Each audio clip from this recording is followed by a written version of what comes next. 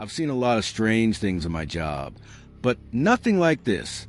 I work with a small emergency response team in eastern Kentucky. Nothing fancy. We're basically local search and rescue volunteers trained for floods, missing hikers, you name it. I'm not military, not a firefighter, not a cop. Just a regular guy with a drone, a truck, and a life jacket. I moved here from Cincinnati 5 years ago. Thought I'd try something different. Didn't expect to end up hauling people out of rivers in the middle of the night. But that's Appalachia. Weather here doesn't ask permission. This happened last year, during the floods that wrecked half the county.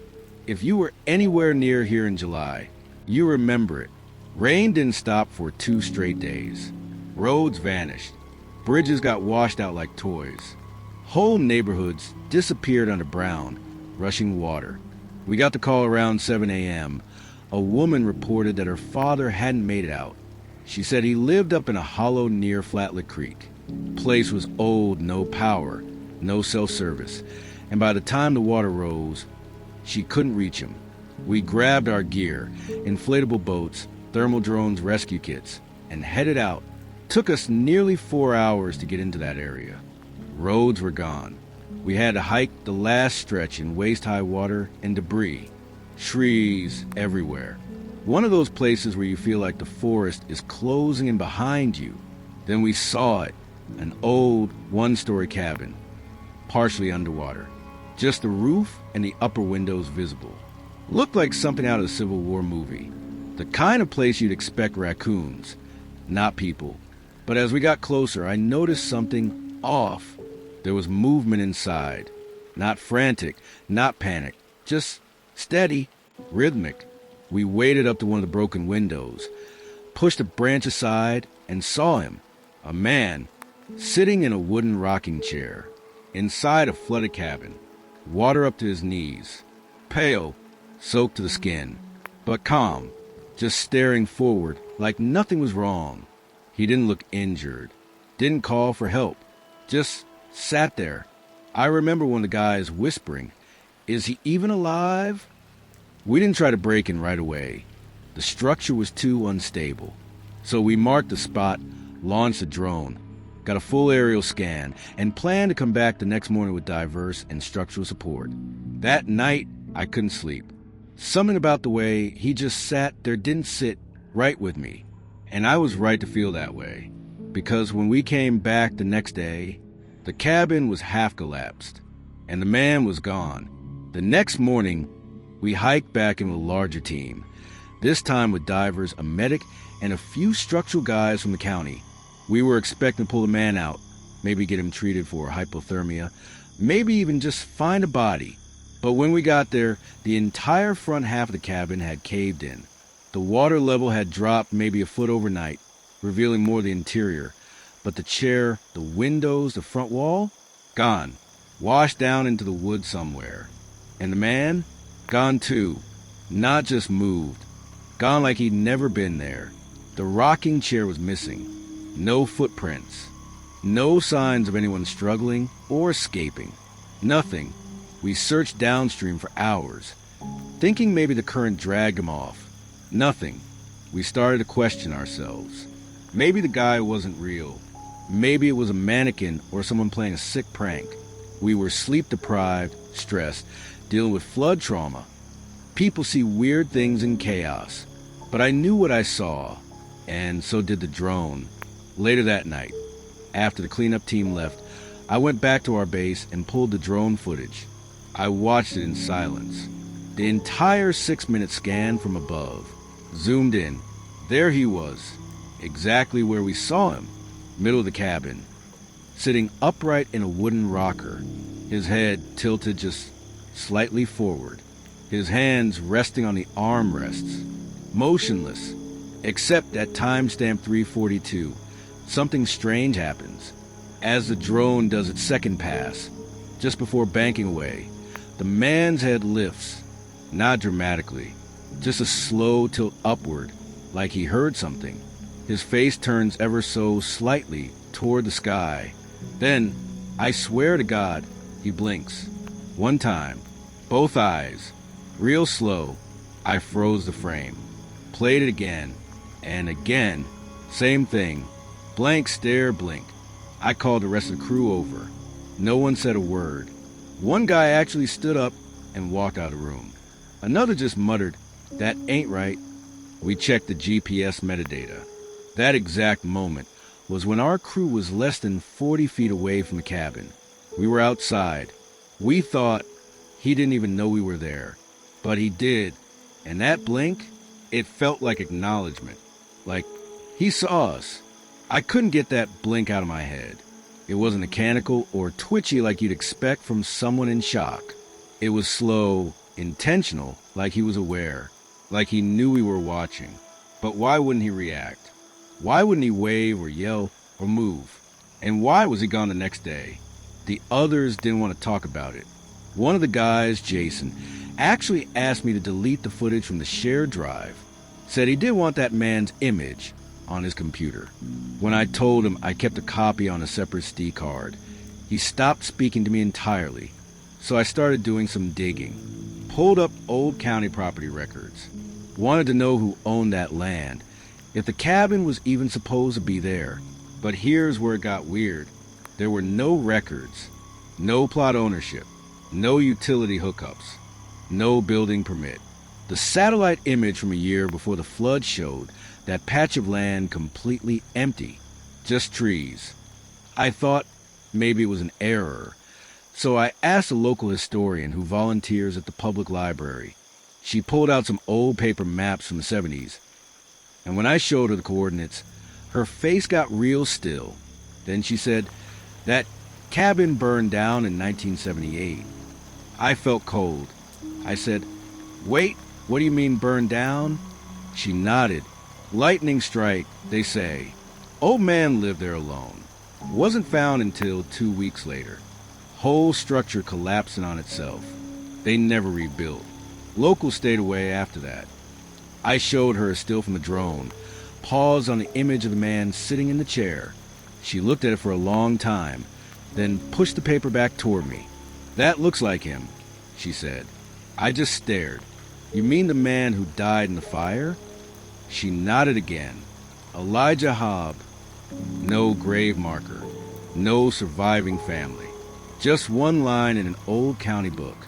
Died in his chair. Never left it. I should have let it go. But something about that name, Elijah Hobb, stuck with me. I kept hearing it in my head, like a song I couldn't turn off. I thought maybe if I went back one more time, just to see it for myself, I'd get closure. So, a week later, I packed light, took the drone again, and hiked back out to the site. The floodwaters had fully receded by then. The land was soft, muddy, covered in dead branches and shredded brush. I followed the GPS to the same coordinates, wading through swampy terrain until I found the remains of the cabin. And yeah, it was gone. Like, really gone. Not just washed out, erased. There was no wreckage, no chair, no beams, no foundation, not even nails or hinges. Just an oddly rectangular patch of earth where moss refused to grow. And in the center of it, someone or something had placed a small wooden cross. No writing, no carvings. Just standing there in the middle of nowhere. It wasn't there on any of the earlier drone passes. I turned on the drone again, just out of habit, launched it into the air, let it hover, panning over the trees, scanning the surrounding hollows. At first, nothing. Then I noticed something odd in the tree line, about 200 feet out. A shape, not an animal, not a shadow. A man, standing still, not moving. Same height, same build, same color shirt as the one we saw in the cabin. I zoomed in, and just like before, his face was pale blank, eyes wide open, staring directly into the drone's camera. I pulled the drone back fast, grabbed my gear, and got out. Didn't stop till I reached the car. I didn't speak to anyone about it for 2 days. And that's when the knocking started. The first knock came at 2:11 a.m. I live in a small rented house on the edge of town. Quiet neighborhood. No crime. Barely enough cell signal to stream Netflix. Just me and my dog, Murphy. That night, I woke up to him growling at the front door. Not barking, growling. Low, deep, like he didn't recognize what he was hearing. Then I heard it too. 3 slow knocks. Not loud, not aggressive, just steady. Like whoever was out there was in a hurry, or didn't need to be. I froze. Didn't move for a good 30 seconds. Just sat in the dark with my breath held, heart pounding, staring at the door. Then another 3 knocks. I grabbed my flashlight, crept a window, and peered out through the side blinds. Nothing. Porch was empty. Street was dead quiet. No footsteps in the frost. No tire marks. I waited another hour before I finally slept. The next morning, I checked the footage from my porch cam. And I swear, I don't even know how to explain this. At 2:11 and 24 seconds a.m., the camera glitches. Just for a second, the screen goes black. Then when it comes back, the front porch is wet, like it had been raining. But it hadn't rained in 3 days.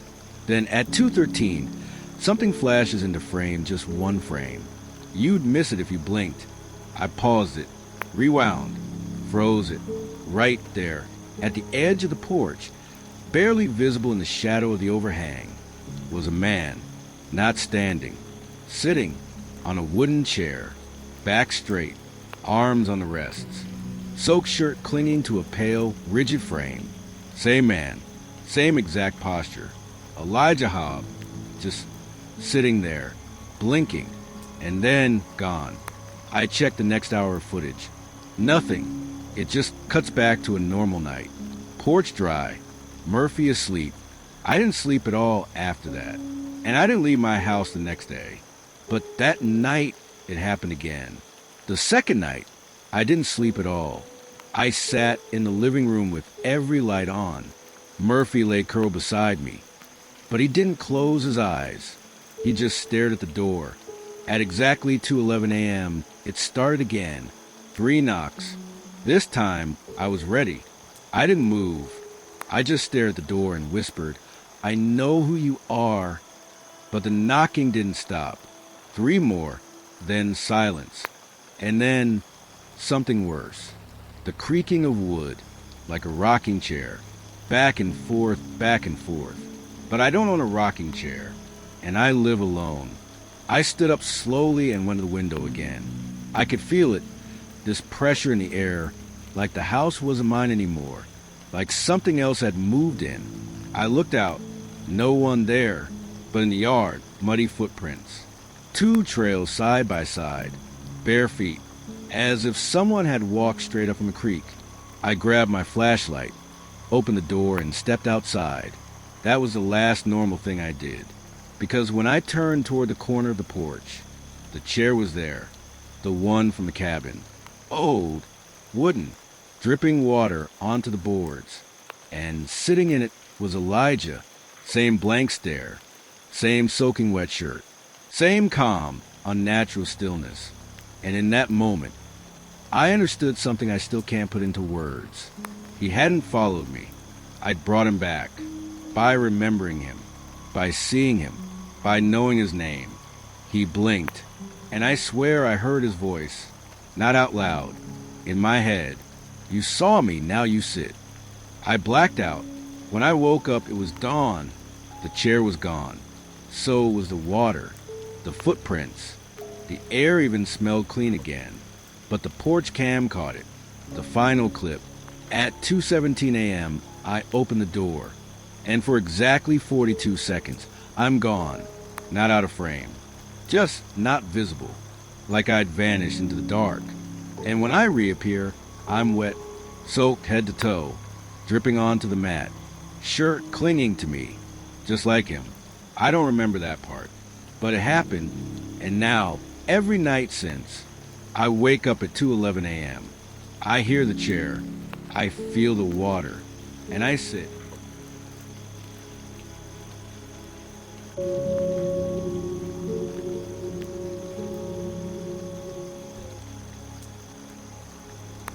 I never planned to get into hiking. I'm a city guy, born and raised. I used to think wilderness, just meant the part of the park where they stopped mowing the grass. But after my breakup last year, I needed to clear my head, and something about the quiet of the mountains felt like the reset I was desperate for. A buddy of mine, Eric, had moved down to West Virginia a few years back. He's big into backpacking, lives near Monongahela National Forest, and had been trying to drag me out there forever. So I finally caved, took a few weeks off, drove down from Philly, and told him I was game for whatever trail he thought I could handle. We did a couple of easy routes that first week. Nothing intense. Just forests, creeks, some decent elevation. It was peaceful, calming. The kind of silence that doesn't feel empty, just still. And after a few days, I actually started liking it. That's when Eric brought up the White Hollow trailhead. I still remember how he said it. Real casual, like he didn't want to spook me. There's this old trail, technically closed, not illegal to hike, just not recommended. Used to be maintained, but they shut it down after that ranger went missing. Of course I bit. What ranger? He hesitated, then told me about Ranger Jeff Whitmore. Apparently, Jeff was one of those lifer types. Knew every trail in the forest like the back of his hand. Worked for the Park Service for 22 years. Then one day, about 8 months before I showed up, he just vanished. No bad weather. No distress signal. Nothing. He'd radioed in his route that morning. Told the station he was inspecting the White Hollow Loop for possible reactivation. That was it. Never came back. Search teams scoured the area for weeks. Drones, dogs, volunteers.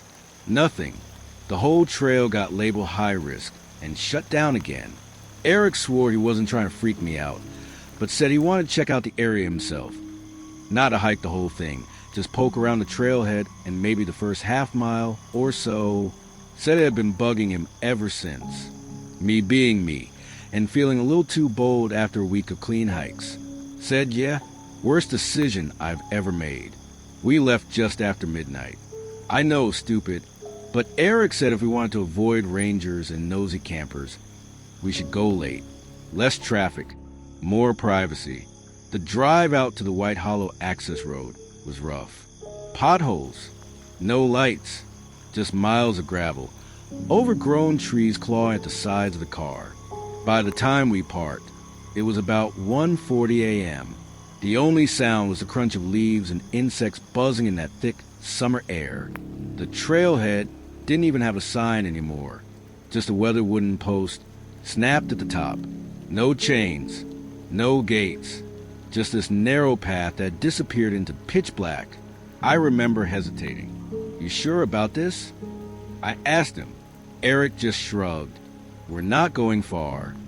So we started walking. The flashlight beams barely pierced the woods. That trail felt wrong. I can't explain it. It wasn't spooky in a horror movie kind of way. No howling, no creepy shapes, just unnatural silence. No owls, no wind, just our boots on damp earth and our breath. A few minutes in, Eric pointed to a clearing off trail. Said that's where search crews have found Ranger Jeff's compass, stuck in a patch of moss. Place not dropped, like someone left it there. Weird, but not terrifying. What was terrifying came next.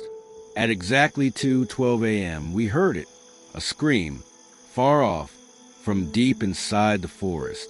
We froze. It wasn't an animal, not a coyote, not a bobcat. This was human, and not just a yell, it was blood-curdling, like someone was being torn apart. I instinctively turned off my flashlight, heart pounding. Eric whispered. That sounded like it came from the ridge. There's no trail up there. Another scream, closer this time, still distant, but definitely getting louder. Then silence. Then, again, this time sharp and frantic, like someone crying while they screamed. Eric raised his phone, started recording. Not because we were being brave, but because we were scared out of our minds and wanted proof. We backed up, slowly, heading toward the car, not taking our eyes off the trees. And then, for just a second, we heard a voice, faint, like it was carried on the wind. It said, "Turn around." But when we did, there was nothing behind us, nothing on the trail, just empty woods. We bolted. We didn't say a single word on the drive back. Eric was gripping the wheel so hard his knuckles were white.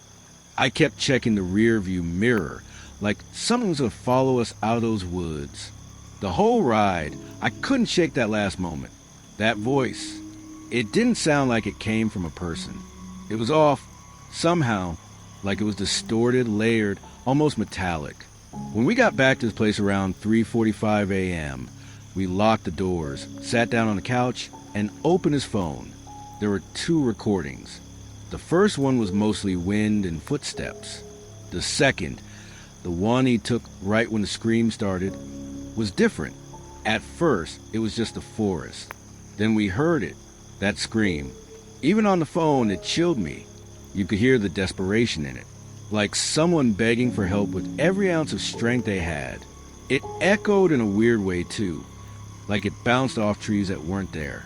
Then came that faint voice. On the phone, it was much clearer than we remembered. "Turn around." Not a whisper, a command, echoing and layered, like 2 voices saying it at the same time, slightly out of sync. We sat in silence for a while. Then Eric said, "I want to try something." He pulled up his editing app and slowed the audio down by 50%. That's when everything changed. There were more words, hidden under the scream, a full sentence we hadn't caught before. It wasn't just "turn around." It was, "Turn around. You're not supposed to see this." We both just stared at each other. Then Eric said something that still messes with my head. What if that scream wasn't someone calling for help, but someone warning us? We tried to convince ourselves it was just some sick prank. Maybe someone was camping illegally and messing around. But even as we said it, we both knew it didn't make sense. Who screams like that 3 nights a week, only between 2 and 3 a.m.? Because that's the thing. When we looked it up online, we found multiple threads, hikers, campers, amateur investigators, all describing the same scream near that area. Always heard between 2 o'clock and 3 a.m., always on certain dates. Some said it happened only when there was no moon. Others said you only heard it if you were new to the forest. But the creepiest part? Eric zoomed into the waveform on audio, and at the exact second the scream peaks, there's a background sound most people wouldn't notice. A faint crackle, like a walkie-talkie, followed by 2 letters spoken real low. JW, Jeff Whitmore. For the next few days, we didn't talk about going back. We did talk about theories, all the classic ones. Echoes from a search and rescue radio stuck in some weird loop. A psycho hiding in the woods. Maybe even some kind of natural sound phenomena. Something bouncing off the valleys just right. But that whisper, those exact words, and the initials JW, it didn't feel natural. Or human. Still, I wasn't going back. But Eric was. He started getting obsessed. Reading missing persons reports. Looking up old ranger dispatch logs. I caught him scanning old trail maps, cross-referencing sightings from online forums. Every time I said maybe we should let it go, he just shook his head. "There's something out there," he kept saying, and I think Ranger Jeff tried to warn us. He didn't ask me to come back with him, not directly, but 3 nights later at 12:45 a.m., he texted me just one word, "Going." I stared at it for a long time. Part of me wanted to ignore it. Part of me knew I couldn't let him go alone. So I got in my car, grabbed a small flashlight I kept in the glove box, and drove. When I got to the trailhead, his car was already there. Door locked. Empty. The forest was dead silent. No wind. No insects. Just stillness. Like the woods were holding their breath. I stepped onto the trail. My flashlight flickered. No joke. Like something out of a horror movie. And I remember whispering to myself, "Don't be stupid." That's when I heard it. Far off. Faint. Not a scream this time. Laughter. But it didn't sound joyful. It sounded broken. Forced. Like someone trying to imitate laughing, and not quite getting it right. Then came the scream. Not from far away, from deep inside the woods, directly ahead. I started yelling Eric's name. No answer. Then out of the dark, I saw something moving. At first, I thought it was him. A figure coming down the trail. Same height, same build, but as it got closer, I realized something was wrong. The man wasn't walking. He was stumbling, and his clothes didn't look right. They looked old. A faded green ranger shirt, torn sleeves, rust-colored stains, and on his chest, a name patch barely hanging on, J. Whitmore. He lifted his head, and I swear to God, he had no eyes, just black sockets. I turned and ran. Didn't stop till I hit my car. Didn't breathe until I was halfway back to town. And I don't even remember starting the engine. When I got home, I kept trying to call Eric. Straight to voicemail. That morning, I went to the police. The cops didn't take me seriously. I told them my friend Eric went into a closed trail and didn't come out. I told them I heard screaming again and saw someone, possibly a man, in a ranger uniform. They just stared at me like I was drunk or on something. You're not even from here, are you? No search team went out that morning. No alert was issued. The trail was marked closed. And they said if Eric went in, that was on him. By afternoon, I drove back to the trailhead on my own. Eric's car was still there, untouched, unmoved, and something was resting on the hood. I approached slowly, half expecting something to jump out at me, but it was just a backpack. At first I thought it was Eric's, but it was old, sun-faded, canvas, the kind with leather buckles and a stitched name tag near the top flap. I wiped the dirt off the patch and felt my stomach twist. It read, Whitmore and Pass. Inside the bag, a metal compass, cracked down the middle, a spiral notebook with water-damaged pages, a Forest Service map marked with red excess, all of them clustered around the ridge we heard the scream from. No phone, no ID, no trace of recent use. The weirdest part? It was bone dry. After 2 nights of rain, the bag should have been soaked, but it was like someone had just placed it there, like it had never been outside. I handed it over to the sheriff's department. They said it was probably planted as a hoax and they'd look into it. 2 days later, Eric's car was gone. I assumed the police towed it, but when I called, nothing on record. No report, no tow truck. It just vanished. So did Eric. His phone never pinged again. Social's dead. Work said he didn't show up. His apartment? Still full of stuff. Even his hiking boots were in the closet. That was 8 months ago. I went back one last time. Broad daylight. I didn't go far, just enough to reach the spot where we first heard the scream. Everything was still, normal, quiet. But as I turned to leave, I saw something up in the trees. A small trail cam, camouflaged, pointed right where we had stood that night. Someone had been watching. After finding the trail cam, I did something I probably shouldn't have. I stole it, unbolted it from the tree, stuffed it in my jacket, and drove straight back to Philly like the force itself might try to stop me. A buddy of mine from college works in media recovery. I didn't tell him the whole story, just said I found a camera on a trip and needed the footage pulled. He called me 3 days later. Said, "Man, this is the weirdest stuff I've ever seen." There were multiple clips on that SD card, all time stamped between 2 o'clock and 2:59 a.m., over 16 different nights. Always the same static frame, always facing that exact part of the trail where Eric and I had stood. In every video, nothing, just black woods, except one. The final clip was dated the same night Eric disappeared. At 2:13 a.m., something stepped into frame. It was him, Eric. He was walking slowly, staring into the trees, looked disoriented, like he was hearing something just out of frame. Then he stopped, tilted his head, smiled, and whispered, "I see it now." The camera glitched for a second. Then frame by frame, his face began to change. Eyes wide, jaw hanging, like something was stretching his skin from the inside. The last second footage, he turns to face the camera and whispers something. My buddy cleaned up the audio and enhanced it. Sent it to me with a text that just said, "Bro, are you okay? This is messed up." I listened to it over and over. Eric's last words, "Don't turn around." I haven't gone near a forest since. The trail is still closed. No further search. No investigation. Like Ranger Whitmore and Eric both got swallowed by something no one wants to acknowledge. And the scream? It's still out there. People on Reddit still post about it. A few hikers even uploaded recordings. Same voice, same phrase. Sometimes it changes. Sometimes it says, "You saw too much. You were warned. Not yours to know." But it always ends the same way. Turn around.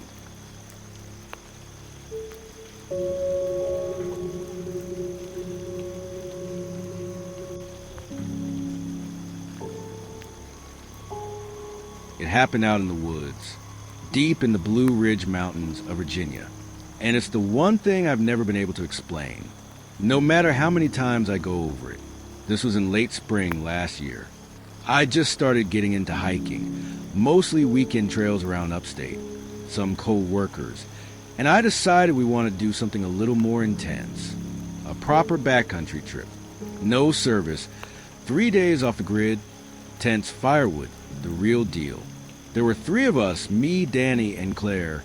We all worked at the same media company in DC. None of us were survival experts, but we weren't total newbies either.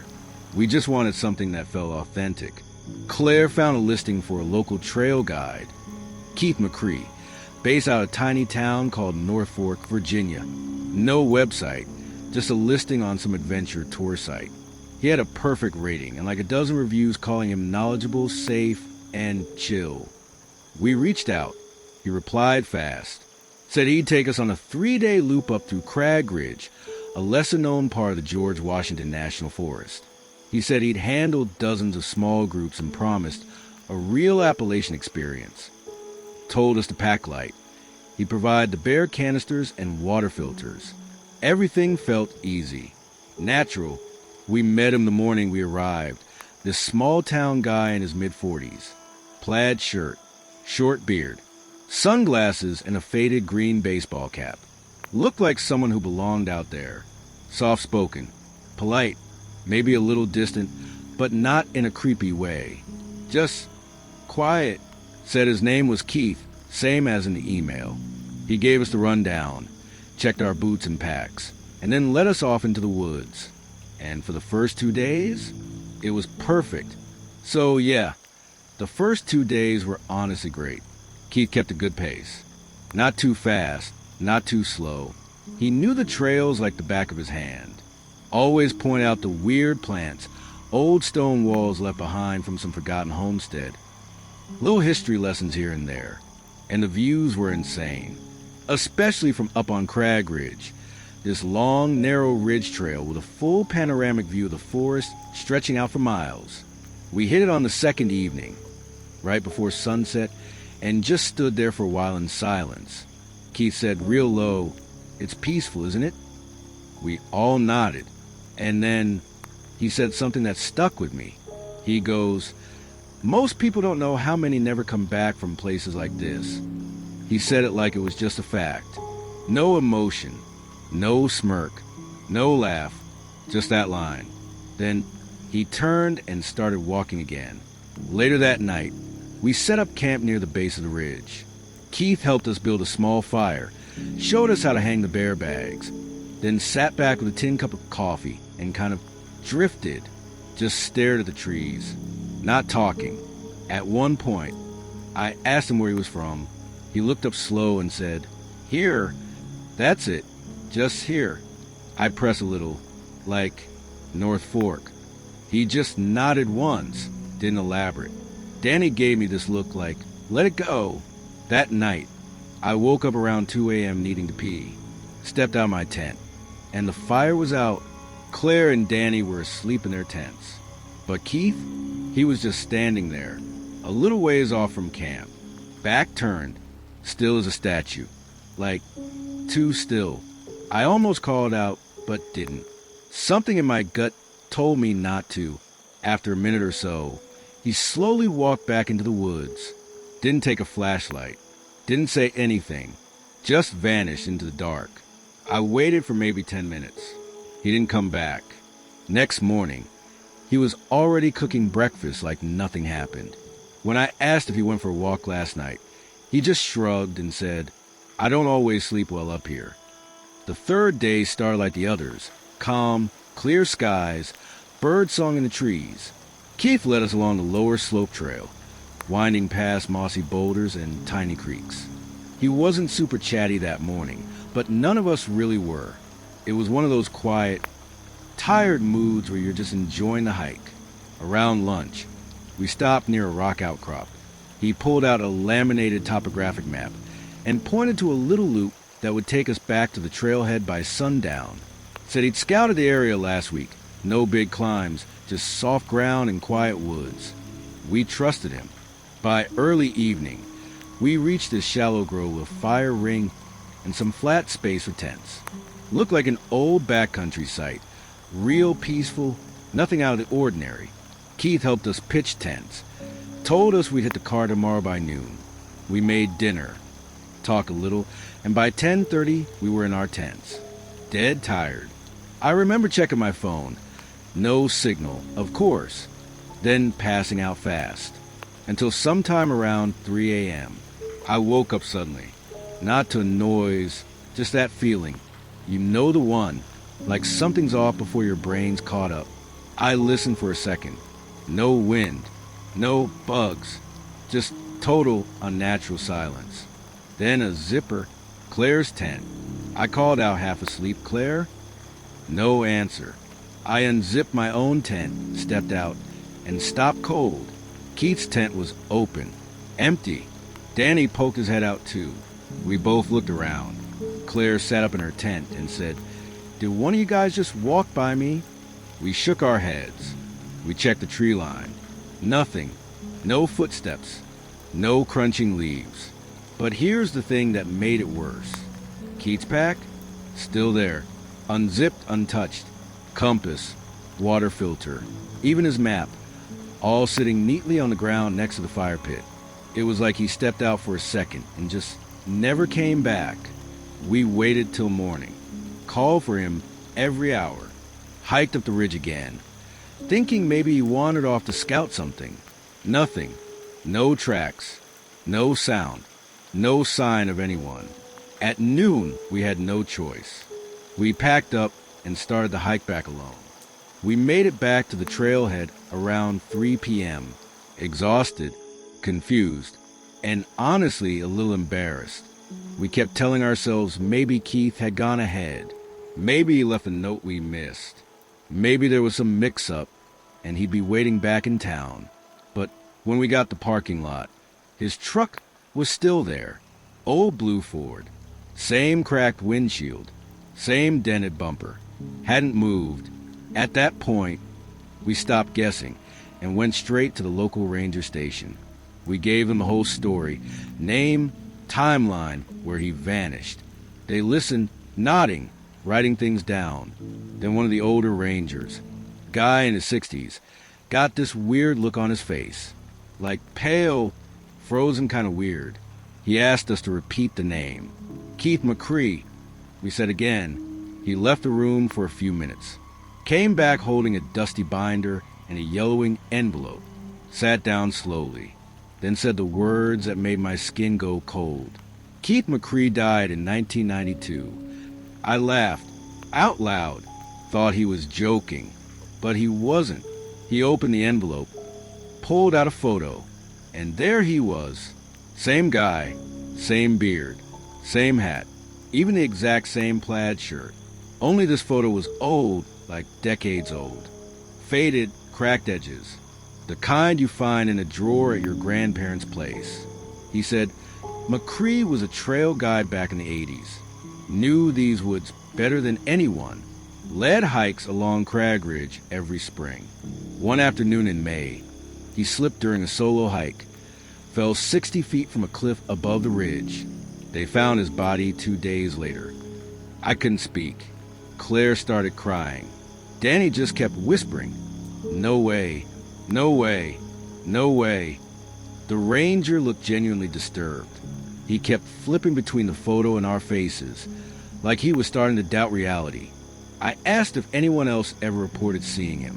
The old guy hesitated, then said, "Over the years? A few. Once every decade or so. Always around the same ridge. Always when spring starts." And then he said something I'll never forget. They never see him twice.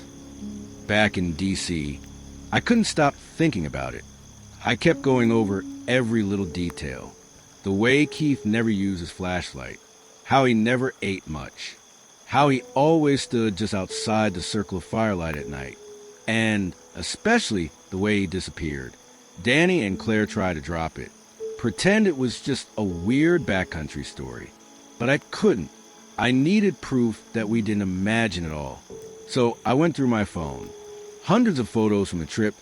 Trees, campsites, selfies, trail shots. Nothing unusual until the last night.